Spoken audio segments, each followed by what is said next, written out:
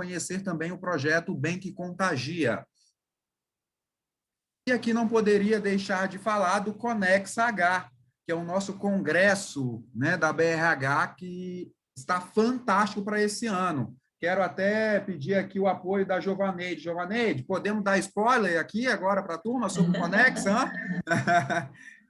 Podemos, e reforçar o convite para todos participarem no dia 16 de junho, salvem essa data aí nas suas agendas e calendários, o nosso Conex H, que é a versão do congresso, né, tão tradicional, há mais de 30 anos, o nosso congresso acontece anualmente e presencial, mas esse ano nós vamos ter um dia de evento, esse um dia está bem recheado de temas e palestras interessantes, a gente queria reforçar o convite para vocês. O QR Code está na tela, se vocês já quiserem fazer, as inscrições já estão abertas. Várias pessoas estão divulgando, Maria Rita gravou também, divulgando o nosso congresso nas redes, para que a gente possa ter aí uma grande comunidade online participando desse dia 16 de junho.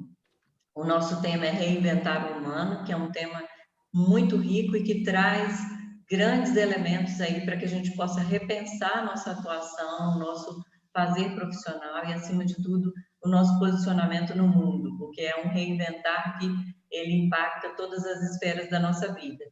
E aí, para fazer o lançamento do nosso congresso, que vai ser o próximo slide, a gente vai falar, nós vamos fazer um esquenta do congresso, que é no dia 3 de junho, dia do profissional de RH, que é um momento também muito simbólico e importante de celebração. O Carlos Alberto Hilário de Andrade, que é o diretor de recursos humanos da Anglo-América, que já esteve conosco em outros eventos, ele vai trazer esse tema e vai fazer um passeio pela grade do congresso, trazendo essa abordagem de reinventar o humano e o RH na liderança desse processo. Então, deixem aí nas agendas de vocês, a partir de amanhã a gente começa a divulgação nas redes, esse é um ABRH Convida, que vai trazer esse tema, um evento gratuito e está aberto a associados e não associados. Então, a gente espera aí ter um público, né, bem cheio e bem interessante de pessoas que possam compartilhar com o Hilário e a gente trazer esse esquenta. Eu estou com a chave da MEI. Então, nós agradecemos já, desde já, a participação de vocês no dia 3 e a gente espera contar com a presença e o apoio na divulgação, tá bom? Obrigada. Ah, e tem um detalhe, Cid, no final do evento, do evento de hoje, nós vamos ter o sorteio de uma inscrição do Conex H no dia 16. Então, fiquem até o final, que a gente vai fazer esse sorteio, tá bom? Obrigada. Obrigado, Giovaneide. Bem, o evento está imperdível, né? A gente já vou dar aqui, né? Ter o Carlos Hilário fazendo, que é um querido, um amigo, e tem um carinho enorme por ele, fazendo a abertura do evento, vocês, né? Podem imaginar o que nós teremos por aí no Conex H.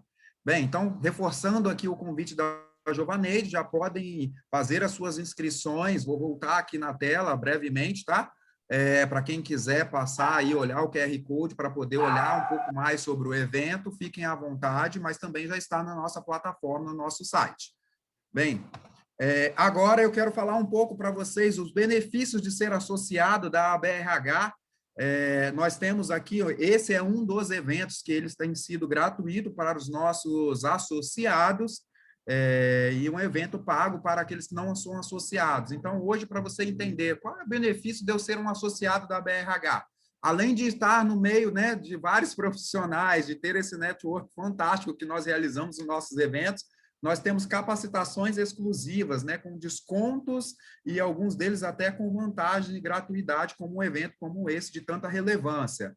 Nós temos um clube de vantagem com descontos exclusivos com nossas empresas parceiras.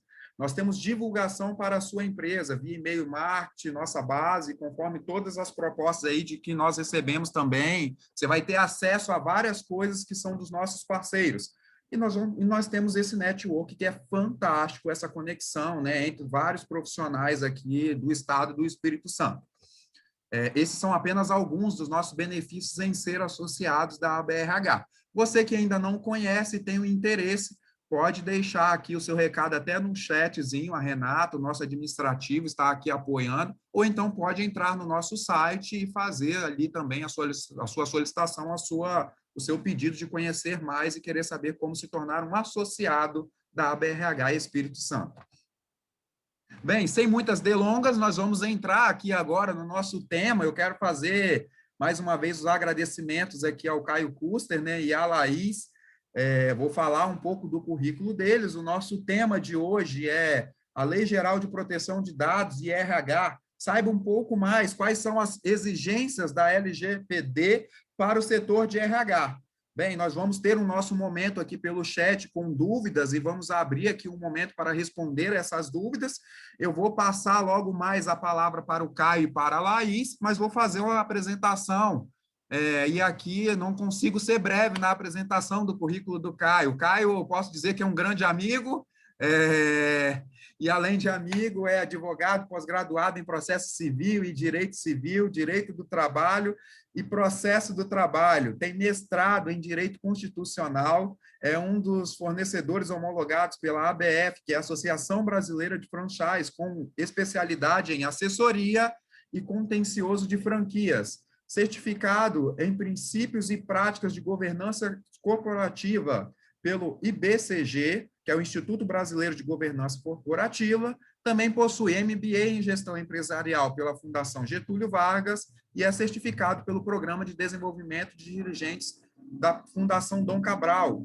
Formado pelo INSPER, em São Paulo, em curso de Direito Digital e curso de Direito das Startups, pela Futrilão Proteção de Dados 360, Privacy and Data Protection Foundation for Action, que fala aqui sobre ITS Patterns, né? E a ISO 27001, que é voltada, né, para a proteção de dados. Ele vai falar muito bem sobre essa também, né, sobre o tema. E tem extensão em proteção de dados pela Data Price BR, né, pela Data Price Brasil. Caio, esqueci de falar alguma coisa? O mais importante você não falou, O Caio que é a sócio... passagem que eu tenho pela BRH desde 2011, de ter É isso que eu participado. ia complementar agora. O Caio é nosso parceiro desde 2011, né? O Caio é sócio, né, da Brum Custer, né? Já é nosso parceiro há anos e nós temos uma gratidão enorme de ter o Caio, né, como um dos nossos patrocinadores de gestão, e o Caio é hoje o nosso representante jurídico também da ABRH Espírito Santo. Caio, seja muito bem-vindo, obrigado por estar conosco mais uma vez neste evento, pela sua disponibilidade, pela disponibilidade da sua equipe, do seu time, e agora vou também fazer a apresentação aqui da Laís. A Laís Campanharo. Pronunciei certo, Laís? Laís, solta esse microfone aí, hein? Oi, desculpa, pronunciou certinho, Campanharo. Tá ótimo. A Laís é formada pela FDV, que é a Faculdade de Direito de Vitória, com atuação nas áreas de Direito Digital, Privacidade e Proteção de Dados. É pós-graduada em Direito Civil e Processo Civil pela Fundação Getúlio Vargas, pós-graduada em Direito Tributário pela Faculdade de Direito de Vitória, também tem formação executiva pela Data Price Brasil, na 8ª turma, e certificada também pela EXIM, em Informação e Segurança de Segurança de Dados, que é também uma das certificações aí da ISO 27001. Também tem a formação pela Data Price e proteção de dados, como proteção em patterns, aqui estou traduzindo, e é membro da Comissão de Startups, Proteção de Dados e Inovação da OAB Espírito Santo. É instrutora de cursos da Lei Geral de Proteção de Dados pela EXIN, EXIN. Laís, seja muito bem-vinda, uma gratidão enorme em ter você também conosco aqui, junto com o Caio, né, esses grandes parceiros nossos aqui. E aqui eu vou deixar agora, vou passar a palavra para você, Caio, e para você, Laís, para nós começarmos aqui o nosso tema de hoje. Caio, aonde que o RH tem a ver com a Lei Geral de Proteção de Dados? né? Quais são os principais impactos? O que o RH já deveria estar fazendo, já que a lei está aprovada desde setembro do ano de 2020, né? Se eu não me engano, a data é essa. Vamos lá, está dada a palavra para vocês. Fiquem à vontade. Caio, você Bem, já pode gente, projetar, tá? Fazer a sua projeção aí, que eu estou tirando a minha aqui, a apresentação inicial.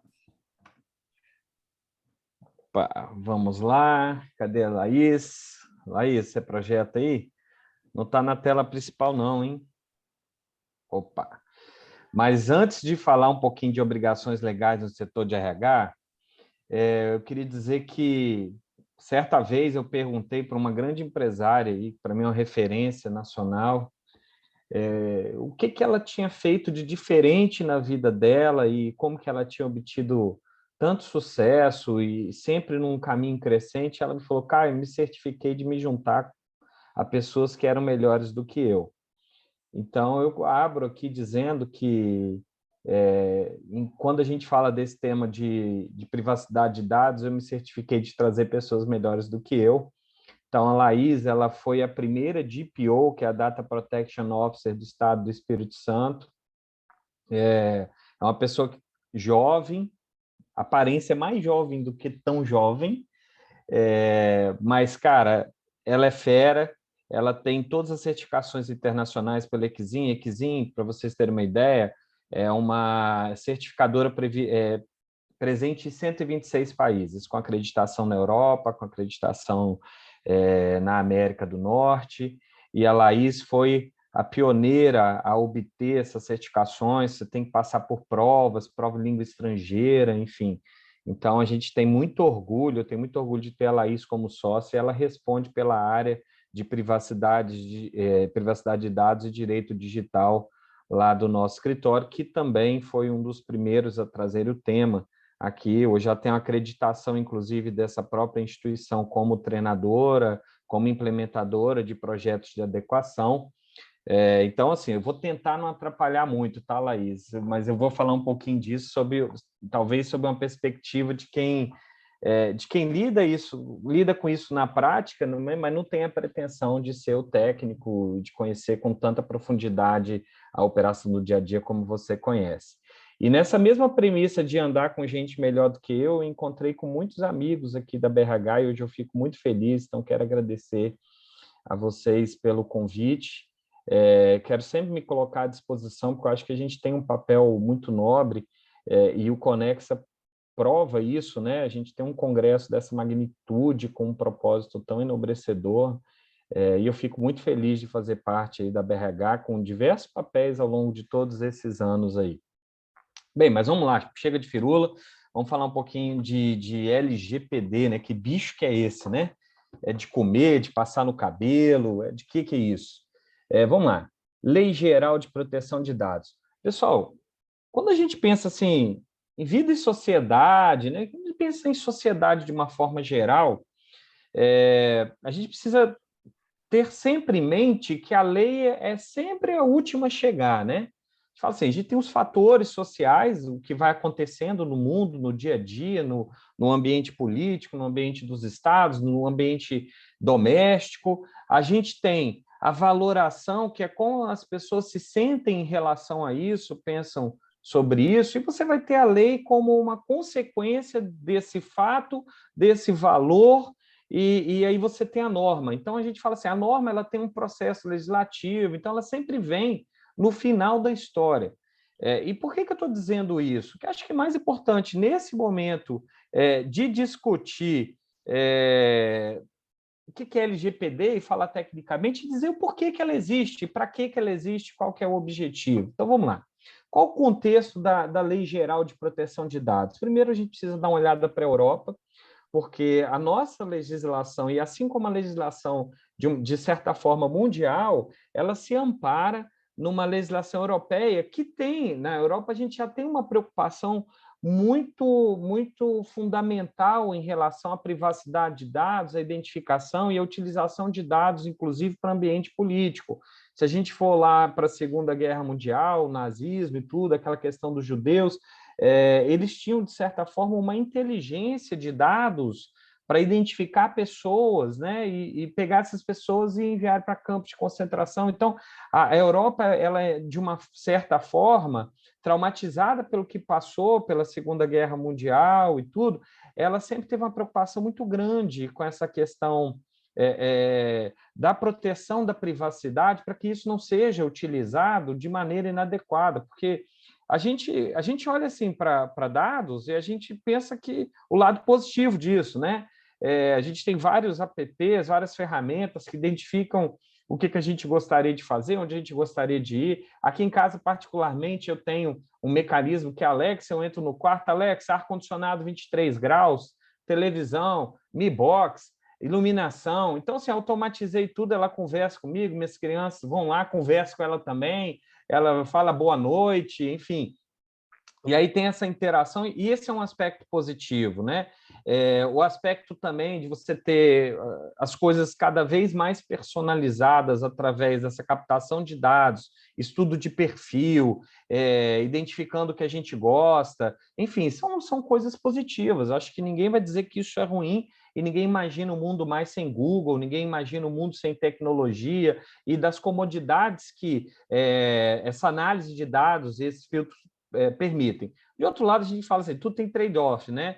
E o que é de trade-off nisso? Bem, alguém aqui já recebeu ligação oferecendo cartão de crédito? Alguém já teve situação de fraude de cartão, fraude bancária? Bem, acredito que muitos aqui já tiveram esse problema. Eu, de 6 em 6 meses, eu tenho que trocar todos os cartões, porque é o tempo médio que meus cartões são fraudados.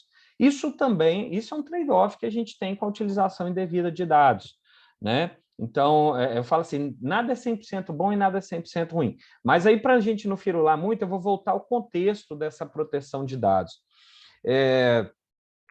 Vem uma empresa chamada Cambridge Analytica, que era uma empresa especializada em identificar perfis e fazer campanhas políticas. Então, trabalhava marketing político. E não tinha nada de irregular nisso, porque se você for considerar licitude, era lícito, a lei não proibia. Então, ela foi lá e puxava, através de dados do Facebook, que, aliás, não sei se vai dar tempo, mas se der tempo, a Laís vai mostrar para vocês, eu posso mostrar, como que o Facebook sabe mais coisa da sua vida do que você. Porque ele sabe onde você comeu, sabe o que você gosta, onde você frequentou, coisas que você não lembra. Onde você estava, 19/27, do dia 19 de maio de 2020. O que você estava fazendo? Provavelmente o Facebook sabe. Mas, enfim... Então, a gente tem esse contexto da Cambridge Analytica, que começa a utilizar dados das pessoas, e aí tem uma presença muito forte em países em desenvolvimento e também nos Estados Unidos, e aí foi o calo, né? Por quê? Puxou lá os perfis das pessoas, dos votantes, né? De quem poderia decidir uma eleição, e começa a preparar campanhas ou anticampanhas. Às vezes não era campanha direta, mas identificava lá, Facebook, que a pessoa se relacionava ou que tinha um idealismo, uma ideologia pró-aborto. Aí o que fazia? Estava trabalhando para um determinado candidato, ia lá e fazia material para o aborto e mandava para essa pessoa. E se a pessoa fosse contra o aborto? Pegava esse candidato, fazia material contra o aborto e mandava para essa pessoa também. Ou seja, começava a induzir as pessoas a tomarem decisões baseadas em fatos erráticos ou mentirosos, e aí entra essa história da fake news e tal, através de perfis que eram desenhados com informações captadas no Facebook. E eles começam a alterar o panorama político, geopolítico do mundo através disso. Até que alguém fala, cara, tem alguma coisa errada aqui, isso aqui pode levar a uma guerra mundial, porque você vai colocar gente maluca na presidência, e o Trump que diga, né? Mas, enfim, você começa a colocar uns doidos nas presidências dos países, e essa alteração... E essa alteração de contexto político, social, começa a gerar preocupação no mundo, e sobretudo na Europa. Tá? Então, o contexto do surgimento de legislações preocupadas em garantir a privacidade das pessoas está muito mais no campo de não permitir uma movimentação subliminar geopolítica das pessoas do que em qualquer outro campo. Aí, paralelamente, vem as fraudes, as fake news, a utilização indevida do dado para perturbar o sujeito mesmo. Você vai lá e compra Você vai numa loja de roupas, compra uma roupa lá, de repente você está recebendo propaganda de picolé. Então você começa a ter assim, alguns exageros, né? Ser bombardeado o tempo todo. Eu não sei se vocês já fizeram o cálculo de quantas horas você vai gastar no seu dia só para eliminar os e-mails que você não queria receber. Você começa a receber, porque você precisa ler o que é para mandar embora. E aí corre risco de não ler alguma coisa importante, você vai gastar horas do seu dia para poder limpar a sua caixa. Eu, particularmente, já abandonei isso. Eu já tento, já vou... E pior que tem uns e-mails que consegue fisgar a gente ainda, né? Conta uma história no assunto que você fala, cara, deixa eu ver o que é isso. Perda de prazo processual. Pô, para que ter história de advocacia, você vai olhar na hora. Aí vai ver, não, o cara oferecendo um programa para você gerenciar os seus processos. Aí você já caiu, né, na história. Então, esse é o contexto de legislações de proteção de dados, né? E aí o Brasil também começa a discutir isso porque era um pré-requisito para a entrada nossa na OCDE. Então, essa foi a questão. Lá em 2018, quando a gente estava lá, porque, na verdade, essa lei ela entrou em vigor, ela saiu, ela entrou, ela saiu, e depois ela entrou, mas com efeito lá de trás. Eu vou tentar explicar o que eu também não consigo, né, para vocês, mas, enfim, foi uma aberração jurídica quando a gente considera o processo legislativo, mas é isso, né? Nosso país não é país para amador. Mas vamos lá. Então, o Brasil começa a se preocupar porque é uma exigência externa, né? E aí corre e faz a lei. Vamos, cara, a gente tem a lei, porque a gente vai precisar entrar na OCDE, enfim, para comercializar com a Europa, a gente vai precisar ter uma lei. Então, como é que a gente faz? Copia que já está pronta. Né? E aí fomos copiar lá em muitas coisas GDPR, e depois a gente vai descobrindo que na execução é um pouquinho diferente, pouquinha coisa do Brasil, né, para a Europa, para a União Europeia, pouquinha coisa, mas tem algumas coisas que são diferentes. E aí vem, né, 2018, um pouquinho antes a gente já começa a discutir, lá em 2017 mais ou menos, eu fui para o STJ, estava em discussão com o ministro, porque a preocupação era grande, inclusive até do volume de processos que poderiam surgir a partir dessa lei, dos processos em massa. Então, já estava se discutindo o que seria feito a partir do momento da vigência da lei. Aí a gente tem aquelas traquinagens, vamos fazer o seguinte, não, está em vigor, mas a gente tira as penalidades. Então, assim, o jeitinho brasileiro, e o fato é que a lei vai pegar, já pegou, porque tem que pegar, porque senão a gente vai ser impedido de comercializar com diversos países que o Brasil é exportador. Então, assim, essa já é a primeira pergunta que eu não sei se tem aqui, mas que me faz. Vai pegar? Já pegou, tem que pegar. Porque não é uma coisa jabuti, não é uma coisa jabuticaba, não é aquela coisa brasileira. Isso é uma exigência mundial. E o que a gente vê que aqueles países que estavam retardatários na implantação da legislação correram e fizeram isso também, né? É lógico que a pandemia mexeu muito com isso e acaba sendo até um campo de várias discussões, porque assim, é bom ter os dados, fazer a triagem para saber onde que o vírus está, mas aí de outra forma, como é que vai ser isso? Vai começar a marcar as pessoas para saber, cara, você já teve vírus, pode andar, você não pode entrar, enfim. É aquela história, né? Será que eu vou utilizar esses dados pessoais contra você mesmo? Que é o princípio mor, né, da legislação de proteção de dados, impedir que os dados sejam utilizados por outras pessoas. E no contexto da RH, já estou quase acabando a minha firula aqui para realmente a Laís poder falar o que é importante. No contexto de RH, a primeira pergunta que a gente faz quando começa um projeto de adequação, o que é o projeto de adequação? A gente vai para as empresas e começa a trabalhar a mudança de cultura, uma mudança, um desenho de processo, de fluxo de dados, né? Tenta ensinar para as pessoas o que pode ser compartilhado, o que não pode ser, o tempo que tem que ficar com os dados, o que faz com aqueles dados, dados de currículo, a gente começa a ensinar as pessoas a lidarem. E o RH, ele lida com muitos dados, e dados, inclusive, sensíveis, que, por exemplo, você lida com dados de saúde, você tem atestados ocupacionais, você lida com informações, inclusive, de quem você não tem autorização legal, em tese, para poder lidar com os dados. Porque, ok, seu funcionário, você tem lá o que a gente chama de legítimo interesse, porque você tem um contrato de trabalho com ele, mas a esposa dele você não tem relação nenhuma. Então, o contexto do RH, ele é um contexto muito sensível, porque lida com dados sensíveis. Né? E a gente fala assim, cara, vamos começar pelo RH. Toda empresa é movida por gente, ou pelo menos as que eu conheço. Né? Tem empresa que trabalha com com robô, mas tem gente na ponta, tem gente lá dentro, lida com gente lá fora. A gente fala, não, mas meu negócio é B2B, de empresa para empresa. Cara, a empresa de lá tem contrato social, tem sócio, então seu negócio você lida com pessoas o tempo inteiro.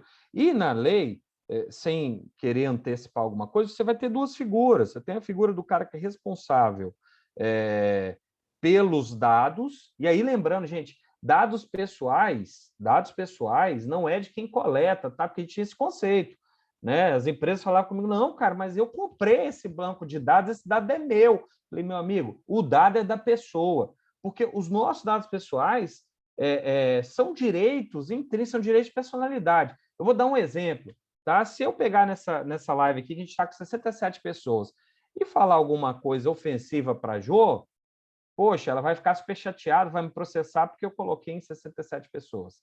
Agora, vocês não acham que a proporção é muito maior? Se eu entrar numa rede social que ela tem milhares de seguidores, eu tenho milhares de seguidores e coloco um conteúdo ofensivo lá, mas eu falo, não, mas lá não é a Jô que está, são os dados dela. Sim, são os dados. Então, os dados nos representam.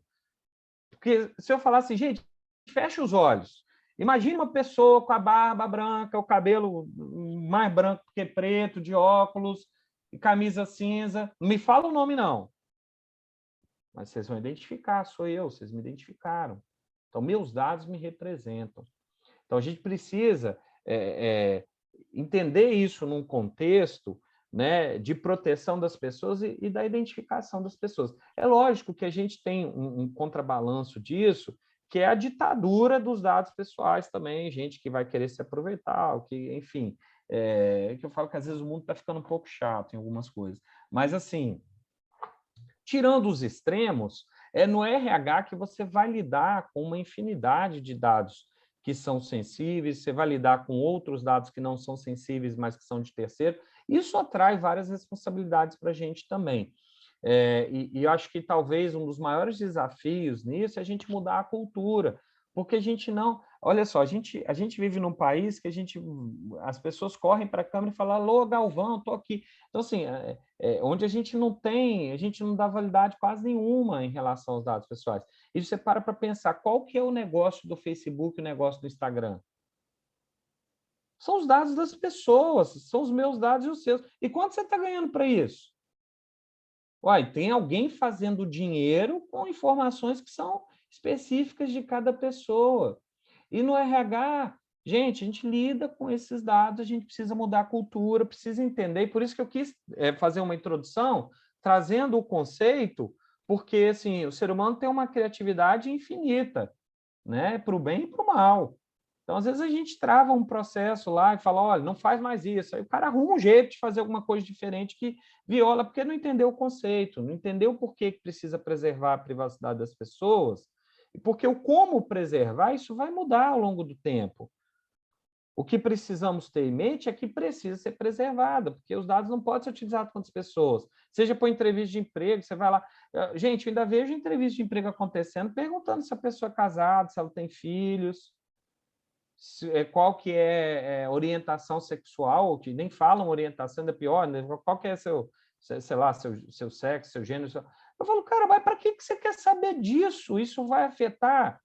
Pô, vai afetar o quê na entrega para a sua empresa, para o seu negócio? Você quer usar esse dado para discriminar o cara? Né? A pessoa... Então, assim, a gente está passando, aí volto lá no iniciozinho, quando eu falo fato, valor e norma, a sociedade mudou, os fatos mudaram, né? A gente está valorando as coisas de uma forma diferente e nós vamos ter, e não tem só LGPD, tem o Marco Civil da Internet, e a gente vai ter alterações legais que vão precisar abarcar esses novos fatos e esses novos valores. Esses dias me perguntaram o seguinte, Caio, eu posso abrir uma vaga falando que essa vaga destina-se só para mulheres? Olha, eu falei, cara, no contexto de hoje, eu preciso olhar para a sua empresa e eu acho que é sustentável você falar e vai ser uma medida de inclusão, mas se eu olhar para a sua empresa e só tiver mulher e poderia trabalhar homem lá também, eu posso talvez mudar essa percepção e dizer que você está fazendo uma discriminação contrária. Então, assim, a grande questão é entender o contexto e ver se tem razoabilidade. Porque, por exemplo, se você tiver uma loja de lingerie, e só tiver mulher na sua loja, eu acho que é bem factível que você colha os dados do currículo e indique que você vai querer só mulheres. Eu sei que estou dando uma viajada, mas é que tudo tem conexão. Tudo tem conexão. Mas, gente, feitas as firulas iniciais, né? A apresentação e tudo, eu vou passar o bastão para a Laís e, paralelamente, eu vou interferindo em algumas coisas aqui, né? Queria inicialmente voltar e dizer que eu estou muito feliz de estar falando aqui com vocês, estou com muita saudade do contato pessoal, eu sou uma pessoa de contato, de estar junto, enfim, acho que a gente vai ter muitos almoços depois para retomar esses momentos que a gente está perdendo de contato pessoal, né? Mas é muito legal estar com vocês essa noite. Laís, agora é com você. Boa noite, pessoal, tudo bom?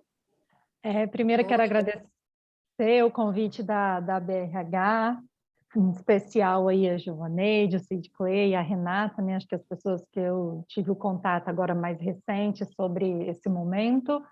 E agradecer a presença de todos vocês nesse evento. Espero poder participar de outros. Desde já me coloco à disposição, tanto para a BRH em si, quanto para os seus associados e todos vocês aí que não são associados, mas também que participam junto conosco.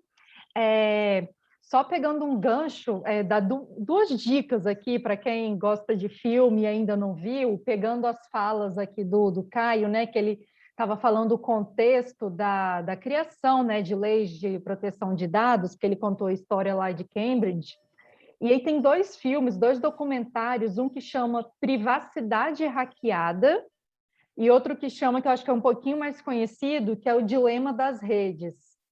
Esses dois filmes assim retratam muito bem essa questão dos nossos dados, de como lidamos, de como as empresas têm trabalhado em cima deles, e é de uma forma muito intrigante. Assim, eu vou dizer que eles mostram o que está por trás de tudo, assim, lá na pontinha, como tudo acontece.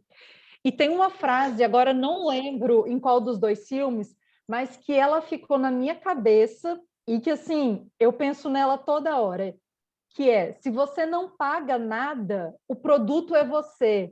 Então, assim, né, o que a gente vê? Vou na farmácia, eu dou meu CPF e ganho desconto, preencho aqui um cadastro e ganho uma lembrancinha. Então, se a gente não está pagando por algo, o produto é a gente mesmo. Então, essa frase martela diariamente na minha cabeça, e não só pelo impacto assim, dela, mas até por ser uma profissional de privacidade e proteção de dados, atuar diariamente, ver dos casos mais simples até os mais complexos. Eu ainda me pego na farmácia dando meu CPF, indo em algum lugar e preenchendo uma lista, assim, um cadastro, que só depois que eu falo, gente, para que disso? Não tem nada a ver. Eu vou dar um exemplo hoje.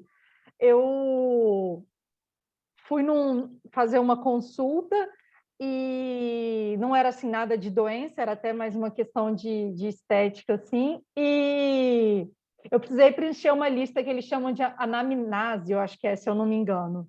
Só que era uma coisa muito... isso. Era uma coisa muito simples que eu estava vendo, era uma situação na minha unha. E tinha tanta informação que eu tive que preencher, e eu não ia fazer assim, nenhum procedimento invasivo, nada disso. Não era no hospital, não era nem numa clínica, assim, era com uma profissional até de estética, vou dizer. E eu preenchi uma lista assim, enorme, frente e verso do 1 a 4. E eu falei, quando eu terminei, eu falei, gente, eu aqui preenchendo, né? Mesmo trabalhando todo dia, dando recomendações, fazendo políticas, termos, contratos. Então, que a gente tem que estar sempre com isso na cabeça. Se não é pago, se a gente não pagou, o produto somos nós. E aí, para começar, né? O Caio já fez uma bela introdução, acho que já colocou todo mundo na mesma página. Eu vou passar um vídeo bem curtinho, acho que ele tem 1 minuto e pouquinho, 2 no máximo. É bem interessante, assim, até descontraído sobre o assunto. Deixa eu colocar ele aqui. Não sei se vocês já conhecem, mas acho que alguns não conhecem. Bom dia. Olá, bom dia. Tudo bem? Tudo bem. Bom dia. Vai ser junto? Vai. Posso tirar uma foto sua para o cadastro? Oi? Posso fazer uma foto sua para o nosso cadastro? Mas eu só vou comprar um shampoo e uma escova de dente. Precisa disso? O que eu tenho que fazer? Que nem quando você vai no consultório, sabe? Eles fazem o cadastro lá na portaria. Posso fazer? Pode. Posso fazer uma foto sua? Pode ser. Cadastro? Isso. Posso tirar uma foto sua para o nosso cadastro? Olha aqui, por favor. Faz o cadastro, eu ganho desconto. Posso fazer uma foto sua para o nosso cadastro? Agora, posso fazer uma de perfil também? A gente ter uma segunda informação do seu rosto. Pode ser? Posso coletar uma impressão digital sua para atualizar aqui também? Isso. Para ver se você consegue um desconto ou alguma promoção. Ótimo. Pode ser o polegar também? De todos os dedos? Foi? Foi. Agora da outra mão também, o indicador e o polegar. Tá? Para que é isso? É que nem no banco. Você não coletou lá a impressão digital? Então não tem problema nenhum também você deixar aqui. Quer saber se a gente vai ficar doente? Para votar também, tem que fazer, né? Vai ganhar um prêmio? Não, vai ganhar uma foto. Posso tirar uma foto? O nome do seu melhor amigo. Hã? Meu melhor amigo. Ah, para o nosso cadastro aqui. Marta. Marta? Você tem animal de estimação? Qual que é o nome dele? Faltou só uma pergunta. Qual que é o nome da sua mãe? Tem como passar normal só? O que é normal? CPF, RG? Só meu CPF, se eu tenho algum convênio para ter um desconto, alguma coisa. Então CPF é normal, RG, data de nascimento. Entendi.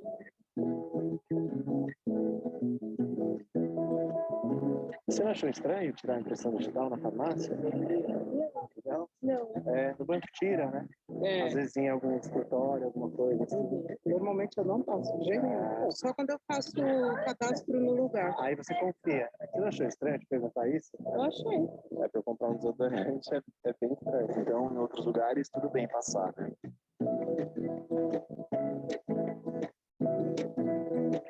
Importante a gente refletir, né? Que às vezes vem umas perguntas e uns dados. E a gente nem questiona. A gente nem questiona. A gente nem sabe pra onde vai nada, né? Eu parei para pensar a hora que você falou só do cachorro. E ela passou dela para você? Tenho a data de nascimento. Amiga, eu sou facinho. Às vezes a gente passa um monte de informação sem saber pra quê, né? Sim.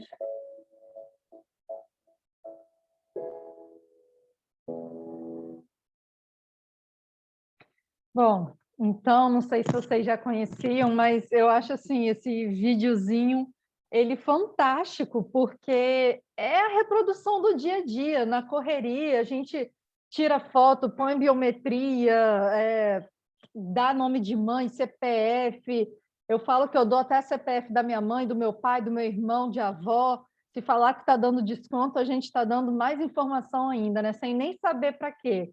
E mal sabe a gente que, mais uma vez, esse monte de dados nossos estão sendo compartilhados, estão sendo vendidos, né? Mais do que ser compartilhados, eles estão sendo vendidos. Tem terceiros ganhando dinheiro em cima das nossas informações. Por muito tempo, nós deixamos de ser os donos dos nossos dados. Terceiros se dizem proprietários dos nossos dados a ponto de comercializá-los. Então, a Lei de Proteção de Dados vem com essa pegada, com esse objetivo de tornar o titular dos dados o proprietário deles, tirar esse poder da mão de terceiros. O próprio titular ter a responsabilidade dessas informações e os terceiros que têm autorização a terem essas informações que utilizem com responsabilidade, que utilizem de acordo com a legislação. O Caio falou um pouquinho, né, de como começou lá na Europa.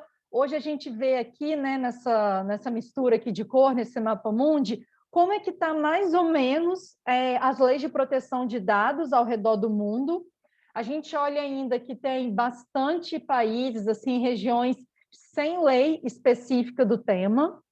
A gente olha que uma pequena parte da Europa que está fortemente adequado, que é o que a gente fala que o pessoal que cumpre a GDPR, que é a lei, né, o regulamento de proteção de dados dessa parte da Europa, que lá já vem de fato sendo cumprida. Eu acho que é de conhecimento de todos, né, essas multas, esses casos que que vem na mídia de empresas que sofreram algum incidente, algum ataque, e tiveram seus bancos de dados violados e que tiveram que pagar por isso, reparar isso. Então, esses países aqui, pouquíssimos da Europa, são os países que estão mais fortes quando a gente fala de LGPD, não de LGPD, né, de proteção de dados. A gente vê aí alguns países, né, que estão adequados, parcialmente adequados, e a gente olha aqui a questão do Brasil, que é um país que tem a autoridade nacional e que tem leis de proteção de dados. E isso coloca assim, o Brasil numa posição, vou dizer, intermediária. Hoje o Brasil já tem essa autoridade, né, que é um responsável, essa autoridade nacional ela tem responsabilidade por fazer o acompanhamento dessa proteção de dados, ela é o órgão competente para poder aplicar as sanções administrativas, para fiscalizar, ele tem essa competência técnica.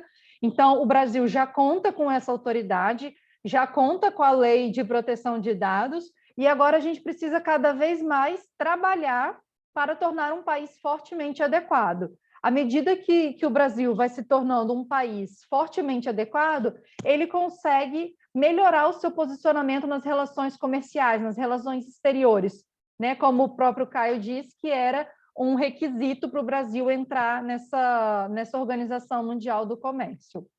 Então, a gente olha o mapa, a gente vê que o mundo num todo ainda tem muito a evoluir, e para o Brasil evoluir, a gente depende das empresas, desde as pequenas até as grandes empresas, independente do setor. Então, a gente passa aqui bem rápido, né, que a Lei Geral de Proteção de Dados, ela regulamenta os procedimentos a serem adotados em relação à proteção de dados.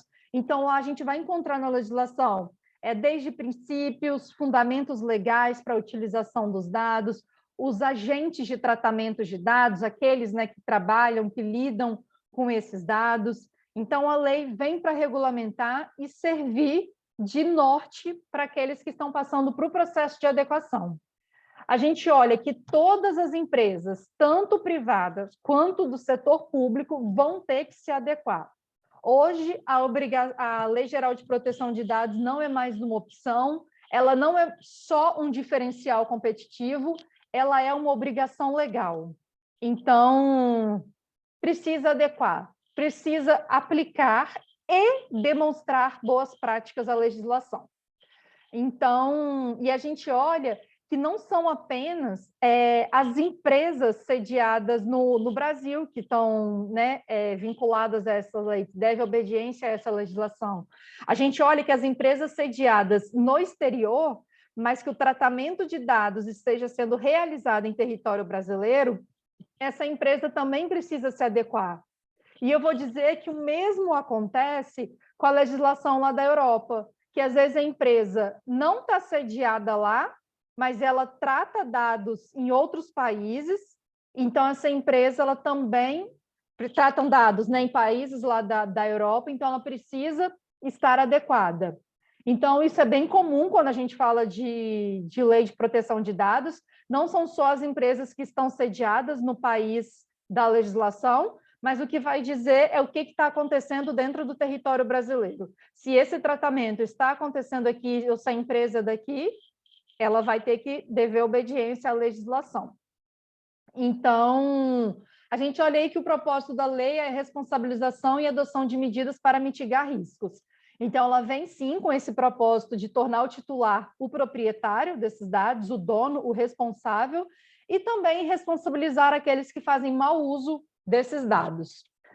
E uma distinção bastante importante na legislação é sobre a categoria desses dados. E por que é importante fazer essa distinção?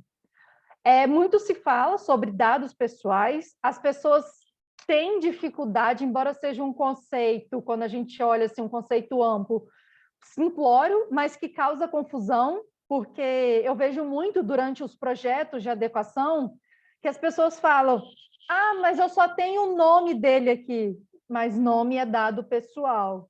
Ah, eu só tenho o RG dele, que aparece numa carteirinha de associado, mas é um dado pessoal. eu só tenho o registro interno dele, que são 4 números. É um dado pessoal. Então, vou dizer assim, tudo que identifica e que torna que torna uma pessoa identificável é um dado pessoal. Então, todos os seus dados, nome, telefone, endereço, CPF, RG, nome, sobrenome, seus dados de localização, nacionalidade, seus hábitos de consumo, suas preferências, tudo isso é dado pessoal. Pode parecer estranho assim, os seus hábitos de consumo ser um dado pessoal, mas ele é, porque ele combinado a outra informação, eu posso chegar numa determinada pessoa. E a gente entra num outro ponto, que é a questão dos dados pessoais sensíveis. E aí, a legislação faz essa separação de categorias, porque a legislação protege os dados pessoais comuns e ela coloca uma outra capa protetora mais forte ainda em cima dos dados pessoais sensíveis. Por que que esses dados pessoais sensíveis, eles merecem e precisam de uma proteção maior? Porque esses dados, eles podem levar a uma discriminação da pessoa. Então, quando a gente fala de origem racial ou étnica, convicção religiosa, política, filiação a sindicatos, organização religioso, filosófico ou político, dado referente à saúde ou à vida sexual, dado genético ou biométrico, tudo isso pode levar a essa pessoa ser discriminada, então a legislação ela oferece uma proteção maior a esse tipo de dado. E por que é importante bater nessa informação quando a gente fala aqui para um público voltado para o RH? Porque muitos desses dados o RH detém. Eu vejo assim, em fichas de admissão, né, informações muito sensíveis que são coletadas até em algumas situações sem necessidade ou com pouca relevância. Ou seja, num momento ela pode ser até relevante, mas quando a gente coloca na balança, ela acaba sendo mais perigosa ter ali nos seus dados do que relevante para a situação. Então, como o Caio falou, numa empresa comum, vou dizer até no próprio escritório de advocacia, assim, qual que é a relevância de você buscar saber qualquer dado referente à vida sexual daquele funcionário, daquele colaborador? Eu acho assim que a gente só tem que buscar essa informação se for algo que vai ser relevante, se aquela pessoa precisa de um ambiente adaptado, se aquela pessoa precisa de algum suporte diferenciado dos demais, aí sim a empresa precisa saber. Mas a pessoa só precisaria passar esses dados caso ela necessitasse desse suporte. Não sendo necessário, a empresa tem que deixar isso, não vou dizer, não é nem só como opcional, mas é tirar. Porque a partir do momento que ele é opcional, a pessoa coloca, a empresa se torna responsável. Então, é mais uma informação para aquela empresa resguardar. Então, a gente precisa ter claro esse rol, né, essa lista desses dados sensíveis, ela está presente na legislação. Eu vou dizer que hoje existe até uma discussão se são apenas esses ou se esses podem levar a outros dados. Hoje, por questões de excesso de zelo, vamos dizer assim, eu pessoalmente prefiro entender que os dados pessoais vão ser todos aqueles que podem levar à discriminação de uma pessoa. Então, esses são os que estão na lei, mas quando eu quero, vou dizer, pecar pelo excesso, né, garantir a conformidade além do necessário, eu tento enxergar todos os dados que fazem discriminação. Então, o RH precisa estar super atento a essas informações e fazer uma análise crítica mesmo, olhar para dentro do negócio e ver se é importante ter essa informação, se é indispensável ter essa informação. Outros dados que a legislação protege são os dados de crianças e adolescentes. E pelo Estatuto da Criança e do Adolescente, criança, né, são aqueles que têm menos de 12 anos, e os adolescentes, aqueles que têm, né, a partir de 12 até 18.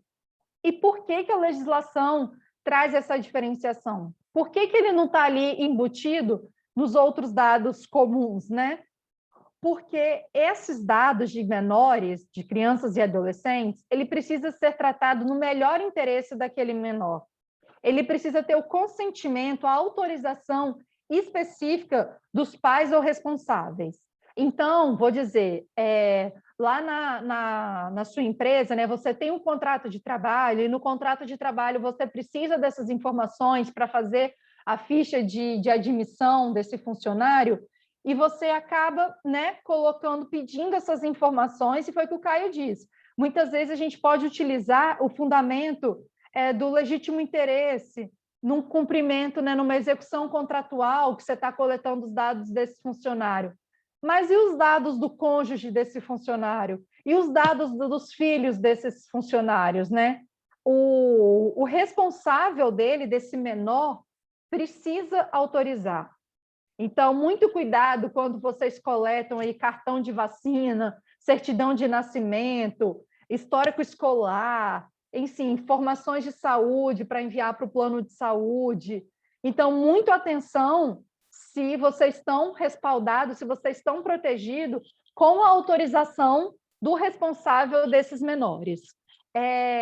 Até, não sei se é o caso, assim, em algumas empresas a gente vê o menor aprendiz, né, que, se eu não me engano, aí eu não sei se é maior de 14, 16, que pode ser menor aprendiz, nos contratos, se o responsável dele assina junto. Então, isso é muito importante observar. Então, está sempre atento a isso. Se você tem algum dado de pessoas menores de idade, né, de menores, você precisa ter esse cuidado, ter essa autorização. E aí, quando eu falo, né, de autorização para tratar esses dados, isso independente do setor da sua empresa, a legislação nos oferece 10 bases legais. Então, 10 permissivos. Então, a gente olha, né, que um deles, e eu vou dizer o que hoje muita gente quer utilizar, mas que é o mais arriscado, que é o consentimento do titular. Num primeiro momento, tem muita gente que vincula a legislação de proteção de dados a essa base legal, como se ela fosse a única. Ou seja, vou tratar dados pessoais, preciso do consentimento do titular. Não, não é isso. A gente tem que buscar na legislação outras bases legais e vou dizer assim, se de fato não tiver jeito, a gente usa o consentimento. E por quê? Porque para utilizar o consentimento, precisa cumprir vários requisitos. Esse consentimento precisa ser específico. A pessoa tem que dar de livre vontade. E esse consentimento, ele pode ser retirado a qualquer momento. Então, hoje, se eu dou a minha autorização para a BRH coletar a minha imagem, amanhã eu posso solicitar que ela pare, que ela delete do banco dela de dados. E aí, mais do que ela deletar, né, mais do que ela buscar esse consentimento, ela precisa ter mecanismos para cumprir esse meu direito de retirar o consentimento. Então, se torna muito onerosa essa exigência, né, esse consentimento, utilizar essa base legal. Então, tem que ter muito cuidado na utilização dela. Outra base legal que também é bastante utilizada, mas que também precisa atender a alguns requisitos, é o legítimo interesse. Eu vou dizer assim, quando a empresa não consegue encaixar em outros permissivos legais, ele fala, bom, é interesse legítimo meu eu tratar esses dados para os meus negócios. Só que aí a gente precisa passar por um teste, o teste do legítimo interesse, que na abreviação, né, em inglês, eles chamam de LIA, L-I-A, que é esse teste. Que aí a gente vai ver se a gente vai estar utilizando com razoabilidade, se a gente não está utilizando dados em excesso, se nós só estamos utilizando aquilo que é necessário para aquela atividade. Então, precisa ter esse teste, e esse teste precisa estar formalizado e registrado para uma eventual fiscalização da autoridade nacional. Então, também é uma base legal bastante que onera muito, que exige muitos recursos para poder utilizar. E aí a gente tem aqui a obrigação legal ou regulatória, que é quando você trata aquele dado para cumprir uma obrigação. Então, tentando trazer aqui para o setor de RH, departamento pessoal, quando vocês, vamos ver aqui, vocês são obrigados a fornecer alguma informação para a Receita Federal, alguma coisa vinculada ao INSS desse trabalhador, fazer uma comunicação para o E-Social, comunicar um acidente de trabalho, uma CAT, um afastamento. Então, isso vocês estão compartilhando esses dados com terceiros para cumprir uma obrigação legal ou regulatória. Então, isso, ok, assim, ou quando vocês estão em um processo judicial, que vocês precisam apresentar esses dados, também você pode utilizar para tratamentos pela administração pública, pesquisas e estudos, para execução contratual também. Então, quando a gente olha aí um contrato de trabalho, né, para eu conseguir contratar aquela pessoa, formalizar esse contrato, eu preciso desses dados. Ou quando você vai contratar um prestador de serviço, um terceiro, né, para resguardar essa atividade, essa prestação de serviço, você precisa ter esses dados. O exercício regular do direito, a proteção à vida, tutela de saúde e proteção ao crédito. Hoje, eu acho que quando eu olho assim, para o RH numa visão bem ampla das atividades principais e mais conhecidas, eu olho aí que, eventualmente, vocês vão estar utilizando o consentimento, o legítimo interesse, a obrigação legal ou regulatória, a execução contratual, o exercício regular do direito. Então, acho que essas 5 bases legais vocês vão acabar utilizando mais. E é importante destacar que, para aqueles dados sensíveis, não pode ser utilizado a base legal do legítimo interesse e da proteção ao crédito. Então, lembra que eu falei que esses dados eram mais protegidos? Então, por quê? Porque tem alguns permissivos legais que não podem ser utilizados. Então, quando a gente entra dentro do RH, né, os pilares da LGPD dentro do RH, como que a gente pode aplicar ao caso concreto? Hoje, a LGPD, ela apresenta 3 agentes de tratamentos. Então, quem são esses agentes de tratamento? É o titular, né, eles são titulares dos dados, os controladores e os operadores. Quem que eles são? Os titulares, né, eles, pela legislação, eles são os proprietários dos dados, né, os donos dos dados. Os controladores são aqueles que ditam as regras de como esses dados vão ser utilizados. E os operadores são aquelas pessoas que executam o comando do controlador. Como que a gente traz isso para o...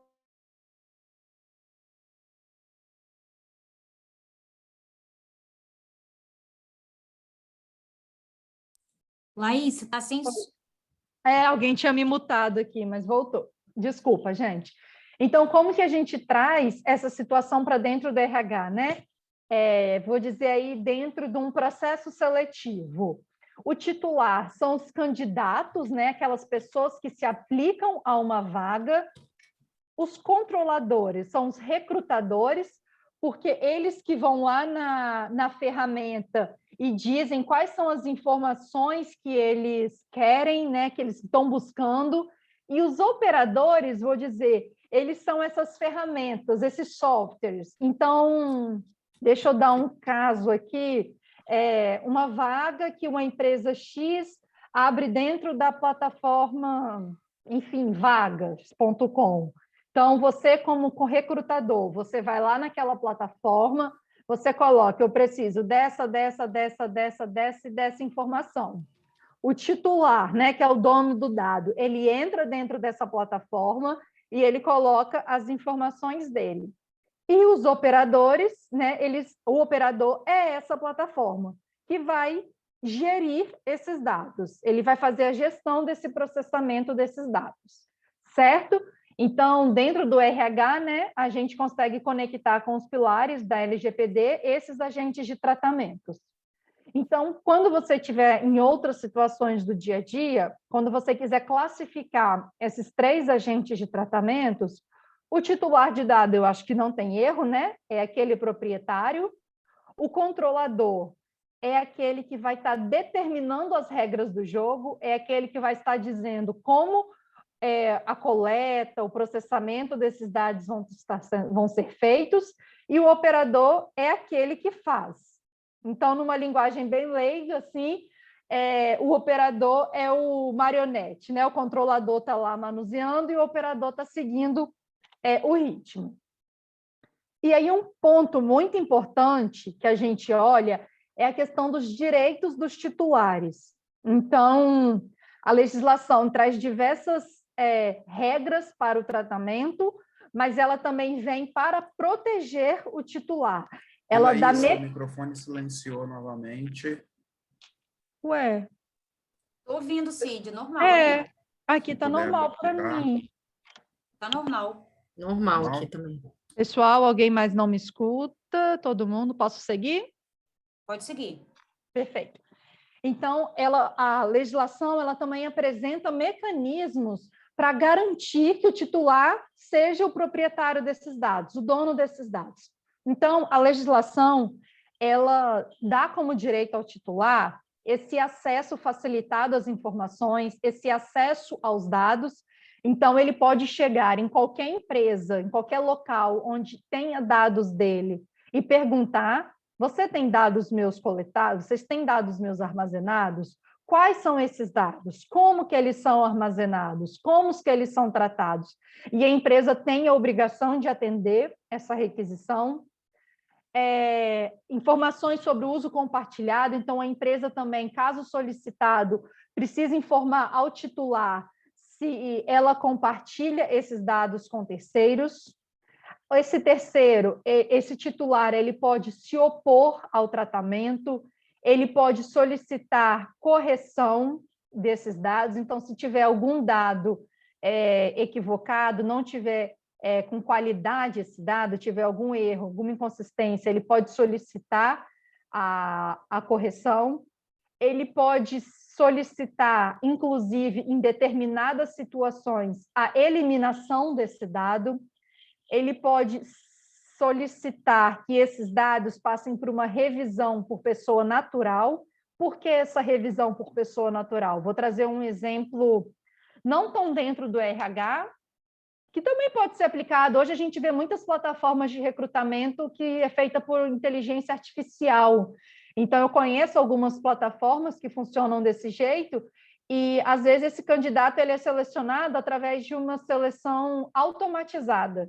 E aí pode gerar alguma espécie de discriminação desse candidato. Então, esse candidato ele tem o direito de pedir essa revisão desses dados caso gere uma discriminação por pessoa natural e não por algo automatizado. E ele pode solicitar também a portabilidade desses dados. Então, a LGPD traz esses 10 direitos dos titulares e que todas as empresas precisam estar preparadas para atender essas requisições dentro de um prazo legal. Então, ela precisa ter, vou dizer, um portal de privacidade, ela precisa ter uma ferramenta para fazer a gestão dessas requisições e o atendimento a essas requisições.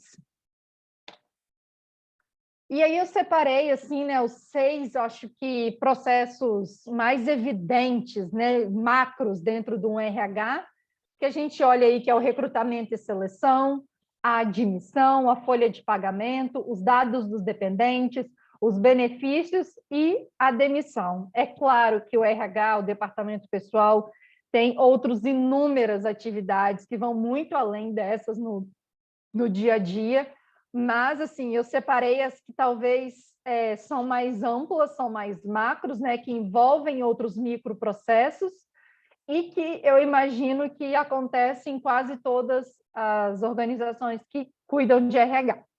Então, dentro desses processos, eu trouxe para vocês os 5 principais impactos da LGPD no setor de RH.